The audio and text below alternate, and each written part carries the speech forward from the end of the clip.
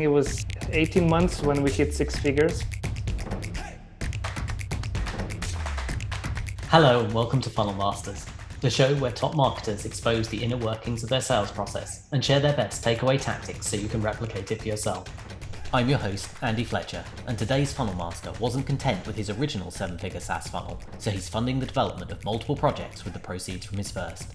He scaled Easy Blog Networks to 7 figures in ARR, is the only person I know to have revenue go up while user numbers go down, and is now taking that success into the e-com and AI markets.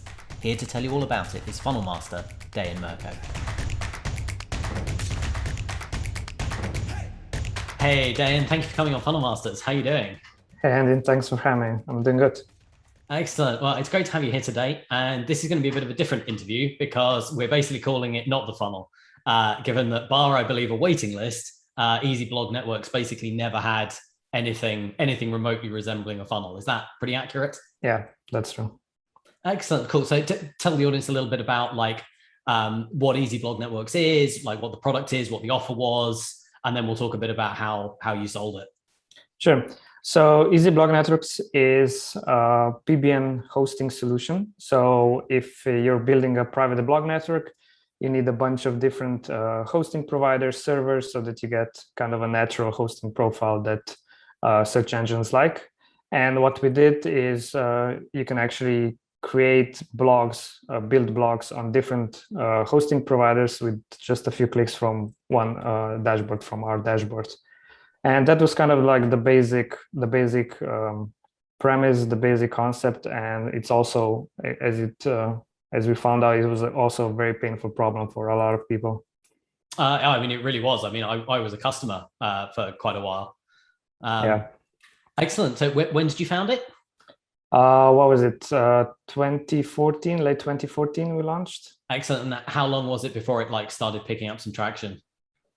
Well, we did have a partner that helped us to get the first traction, but about, I would say, six to 12 months, and it started to pick up really quickly. I mean, I think that's pretty good going SaaS wise. Like when you say it started to pick up 6 to 12 months in, what sort of numbers were you doing at that point? Well, I think it was 18 months when we hit six figures per month MRR, which is really good, especially now that we're trying to recreate with new products, and it's not as easy. Did it take you slightly longer than 18 months then? Yeah, we're not there yet even. So that's the problem. Like you always, I kind of you always forget that how many things there are that, there's luck, there's market situation, there's a lot of things that kind of, especially for us who are not experts and maybe created one or two successful projects, you kind of forget that there's a lot of things that you did not have control over but kind of worked in your favor when you launched the product. So we had a lot of those things back when we launched. For example, one of them is Facebook groups were really popular back then. I know there still are, but it was a lot easier to promote a product then. And not only that, we promoted and actually got conversions from groups that were meant just for ads. Now, can you imagine that? There's people joined Facebook groups where they looked at ads and signed up for stuff, which is, I think it's unimaginable right now. And they bought a blog network from that. They bought a host, yeah, they bought hosting for that and a bunch of other stuff. But that was like, we got probably at least it's not a lot, but still 3 to 5 conversions per every 2 weeks, just from this kind of ad Facebook groups, which is like, there's not a chance you're going to get anything like that right now. That's absolutely wild. I never knew that. I mean, I could imagine like maybe you'd sell like some spammy tool or like a, yeah, but then you don't expect that you're going to sell that from a Facebook group, right? That's the thing. So yeah, and a lot of other Facebook groups. So that did really well. We also did obviously manual outreach. That usually works in the beginning. And yeah, so that worked. A lot of things worked really well. Also, it was, as I mentioned, it was a really painful problem, and that helps a lot with actually, to pick up speed. One thing that it also helped, like about eight months something in, we started writing blog posts. So the problem back then in the SEO industry, there was a lot of people who thought they knew how things work, you know, how what the search engine can actually do when it comes to finding things on the internet. And you had everything from, you know, Google is the all-seeing eye and can see everything, and that meant literally everything. People were afraid of their own browser because they thought that if you log into 3 different WordPress blocks, Google's gonna know which ones, and they're gonna connect it somewhere in their big, you know, server space, and they're gonna know everything. To people who thought that there's, you know, there's very little things, or Google's really stupid, and we tried to add some content to that from a more developers, programmers perspective to kind of give an idea what is actually possible, and that brought us a bit of credibility in the space, which helped them to really propel us to the next kind of over 6 figures per month. Excellent. And whereabouts is it at the moment, if you're happy to share some numbers? It's still 6 figures per month. It hasn't grown that much. It's been steady. The thing is, it's not a mainstream niche market. It's a niche market. It's still big enough for a few, you know, for a few good projects. We have a few competitors who are also doing really well, but it's not. I don't see it actually hitting anything more than where we are, and we've tried a lot of things. So it's kind of more or less stagnating right now. So yeah, that's why we also went into building new different things, trying to replicate the success with no success yet. Excellent. So I know you like mentioned a few things, but I know early on you did a lot of stuff. I remember a distinct conversation with you where you were telling me that like you just did a load of things that would never scale, but they just really worked in the early days. Can you talk a bit more about that and some of the stuff you did? Well, yeah. So obviously, as I mentioned, all of the Facebook groups, manual outreach on Facebook. The thing is, again, that manual outreach won't work anymore because they have those, you know, spam mailbox or message requests and all of that. There was none of that in 2014, 15 when we launched. So you got directly into the messenger box on Facebook. So that was a lot easier. Obviously, there was then we did a few affiliate promos. So I went to a few conferences trying to get a few people on board to promote us. And yeah, there was like, it's been a while, but we tried everything. But then I think you see so we had one project before that hit 10K per month, which was a content-based thing. It was also big in the IM space. And we always had to, you know, we always had to add effort to keep it at around 10K. And with EBN, it was always kind of always on the uptick. Almost every month was bigger than the previous month, if we did anything or if we didn't do anything. So that was kind of it felt easier than any of our other projects. And, you know, like looking at our current projects, same thing. Like we don't have the same thing that we had with the EBN. And yeah, that's what it's called, product market fit. It's a big word in SaaS and in startups. And it's when you hit exactly what your customers need, and everything is a lot easier. And we actually noticed then after a year, we probably got more than half of our customers from word of mouth. Like that's when you know that if you know you're doing something right, is when you're actually getting organic traffic. If you're doing promotions, if you're doing advertising, anything, but you don't need to be doing anything, but you're still getting signups. Excellent. Yeah, I mean, that's certainly like a thing we both love and hate about Convertri is we get tons of people show up on the site every day. They sign up, they give us their credit card details, we bill them. It's amazing, but like we also can't influence it.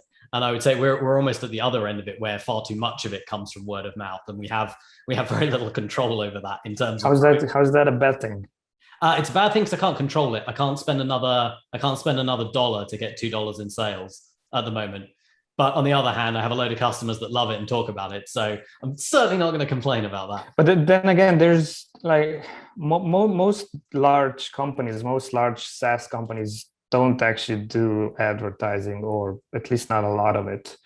You know, if you think about a lot of the big, I don't know, what Help Scout, for example. We learned about Help Scout not from their advertising, but from actually researching help desk solutions.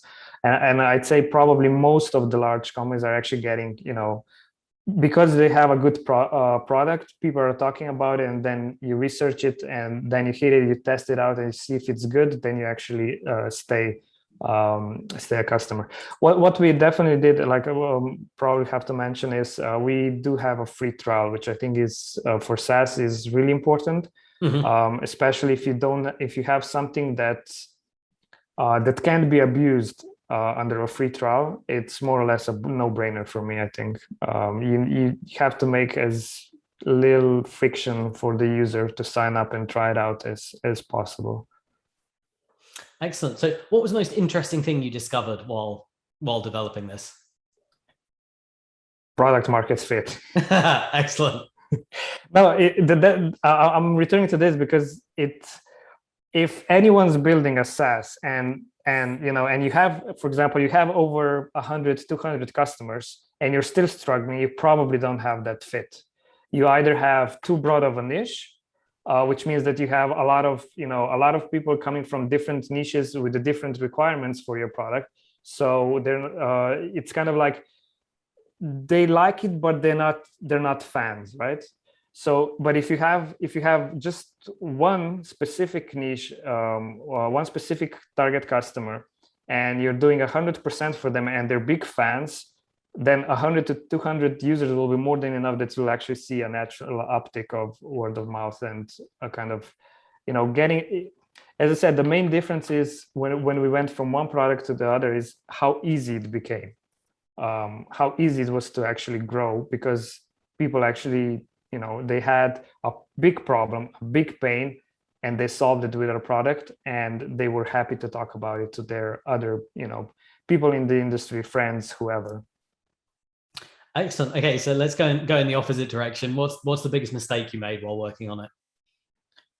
Well, there were probably a lot of mistakes, but I love talking to entrepreneurs. Like literally every person I've interviewed so far, I think, has given that exact answer. I think Wilco I spoke to just now, in fact, his answer was literally, "How long have you got?" And it's like, dude, the top one. I know we've all got the laundry list. Yeah, that's the thing. I mean, the EBN's been going on for a while, so I don't have any specific mistake that I would actually. No, like as I said, there was a mistake, but there was not some big one that it comes up to mind, and especially since the last time we did really big kind of promotions and everything was years back now. So excellent. I mean, that's pretty cool. But like, I mean, as I understand it, it doesn't really get much of your focus now, and it's still like, it still maintains itself. Like it's a small uptick every month, and it just sort of. And from the sounds of it, like it's the small customers that churn out, and the bigger ones that like sort of just that's what we see. Right. That's what we saw in the industry. And I talked to one of our competitors who on friendly terms, and they're seeing the same trend.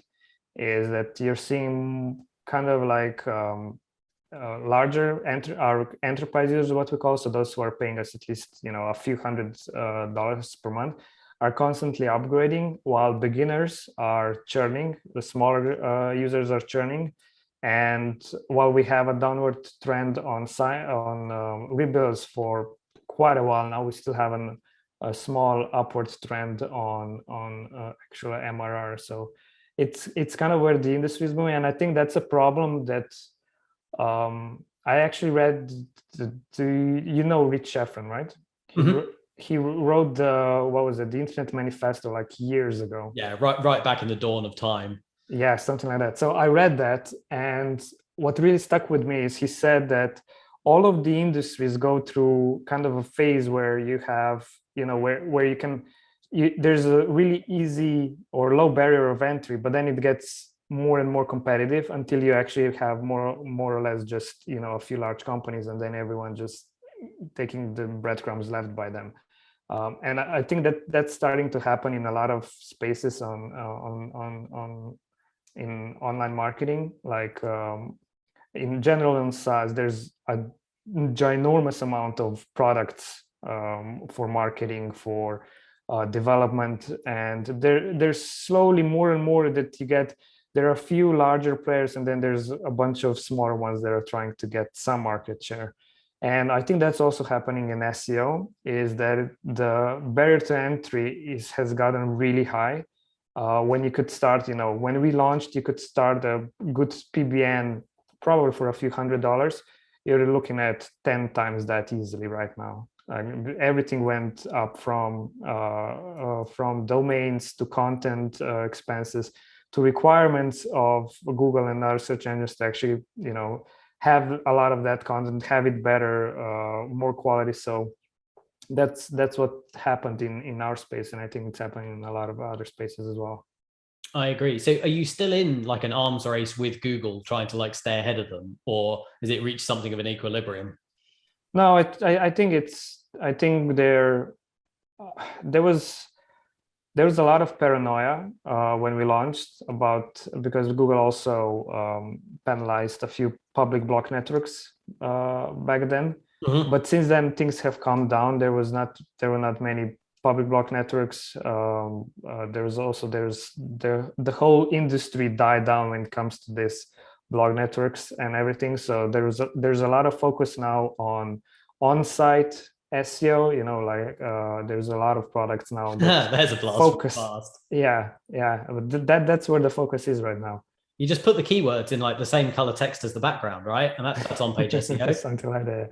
No, but yeah, you actually have some really good SaaS in the space where they're comparing what top 10 top 10 results do and how you try to replicate those in your content. So yeah, as I said, there's things always move. So we still have a lot of big players, and I think we're gonna keep those for years to come, because it doesn't look like PBNs as a strategy are going anywhere. It's just that beginners do not have access to it anymore. Interesting. Okay, so normally this is the point in the interview where I ask where you're taking it next, but it sounds like your focus is very much on the other project. So feel free to answer this from the point of view of where Easy Blog Networks is going, or talk about your new project. So what are you developing next is probably the better question. So we're looking a lot of different directions. We have another hosting thing that's called WooCart. That's for managed WooCommerce hosting. We thought we'd go a similar strategy as with DBN, so find something niche enough and try to have a more specific solution for that market. What we definitely underestimate with that project, which is not. It's the same thing as I mentioned the project before EBN. The problem is there's a lot of effort needed to get it, to take traction, to get signups, it's a problem. So sorry. That's okay. Take your time. So you're thinking about where WooCard is going. As I was saying, yeah, the problem is it's not gaining traction, and the main thing that we missed, or the main thing we underestimated, was how big of a problem overcoming good enough of a solution is. So existing hosting providers give a good enough solution for our customers. We give a bit better, but getting them from good enough is a lot harder than we expected. Interesting. So do you think for Easy Blog Networks, it was just like orders of magnitude better than like attempting what they were doing already? Yeah, that's the kind of the main lesson we learned, is we had a really painful problem there, and we haven't found the really painful problem here yet. We are a better solution for obviously the customers that we have that are a good fit. They're really happy. They've been with us for months, but there's a big problem of trying to get more of those customers. And it's also there's kind of a segmentation problem again. WooCommerce is a gigantic market, but how do I get those those customers that I already have and are happy, how do I get explicitly more of those? They have if we have 100 customers, they have 100 different stores. They come from 30 different countries. There's really no way to target them and to just replicate to get more of the good customers. And that's kind of like, so yeah, that's one project, but we're now also looking into other things. For example, the main USP we have on WooCart, which is related to staging, we're actually taking that and seeing if we can sell that separately to people on other hosting providers, which is kind of cannibalizing our USP, but at the same time, if it's not gaining traction, then what's the point? Then monetize the part of it you possibly can. Yeah, and see where that takes us. And there's still a lot of exciting things happening in the company, and I'm excited for the future. So yeah, excellent. I'm hoping for new and better things, and maybe in 2 years I can get on another interview and tell the right things. I like it. So we touched on it earlier. We talked about the waiting list that you ran, which is probably the closest thing to a funnel you guys have done. How did you structure that? What was the setup there? So how it looked is the homepage had a waiting list sign up, so a waiting list button where you sign up for our email list, and every 2 weeks we sent to the whole list. We sent, it's open for 3 to 5 days. Get in now. The idea back then was obviously some scarcity, and also to kind of manage how many customers we're getting. But at the same time, we did leave it open for our affiliates. So we focused a lot on our affiliates in the first year. So they had an option to send customers directly to the checkout page, which was also a benefit for the list, right? So they had something to offer. So you don't need to go to the waiting list. You can sign up directly with my link. Excellent. And what sort of did the waiting list idea perform well, do you think? Obviously, you probably don't have any split test data to compare it to. But what was the gut feel with it? Did you do it a couple of times and go, oh, we want to ditch this? Or did it feel like it was working? What was the consensus? I think the main thing why we kept to it is because we did get enough signups from that, and we really needed the affiliates in the beginning. And we didn't want to discount the product. I'm really against trying to discount your prices, and hard to get affiliates without. That's the thing. So what we try to do is find something else, and this was an angle that was working well. So we kept it until I don't know how, probably more than a year, and then we went with just the regular sign up. And so the affiliates were promoting it literally at the public price that, when the waiting list emails went out, everyone was buying at the same price. I don't think we even had the pricing list on the homepage. I think it just says, sign up here and we'll send you the link to when we open, and you only saw the pricing back then. Well, when you got the right, okay, but at that point the pricing was the same for everyone. Yes, that's a rare win in affiliate marketing. Affiliates rarely promote anything without a special deal, a special angle. So I guess the special angle is that you can buy it, because otherwise it's waiting list only. But that's and we didn't have a lot, but we did have a few affiliates. But you already know this. It's you get probably your top 3 affiliates get you 95% of your signups. It's the Pareto principle on steroids with affiliates. Yeah, so we needed that for a few important affiliates, and then once they kind of stepped out of the market or whatever, we removed the waiting list as well. Right. Okay. So we move on to the section of the show now, where called the takeaway tactic, where I ask anyone that comes on the show to share something actionable, something that the audience can go away and apply or think about with their business, kind of straight away. We've talked quite generally. We've talked about the specifics of your business. What can someone go away and do or start thinking about, literally right now, to improve their results? So I think if you're building a SaaS, I think if you have a few customers, I think it's really important to get them to a place where they're big fans of your product. The first requirement is your product has to be good. Just to start, it has to be good. I love how much that needs to be said. Yeah. So the first thing is, okay, it's good. It's solving a problem.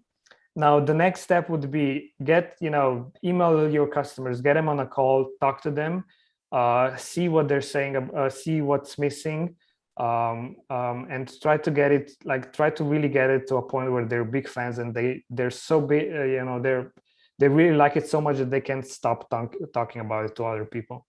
And that's I think what you really need for organic growth.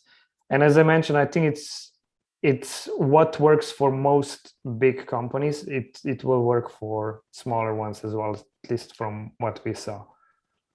And one more thing, also look at your segments, customer segments. So if you have different segments, try to focus on one, most profitable one, the people who stayed with you for the longest. Like there's you can do there's a lot of things written on this topic, and you can do basic things and still get 80% or 90% of the effort, or of the benefit from that by doing, just send a survey, ask what segments people are from, your customers are from, go on a call with 5 of them, see who would stay the longest with you, and then work on their specific pain points to improve the product for that specific segment. That's amazing. Thank you so much for coming on and sharing all of this. It's honestly, it's quite rare insights for getting people to share like candid numbers, candid like stuff that actually happened. Certainly it's rare in digital marketing for people to talk about like certainly things that went wrong and stuff that's not working.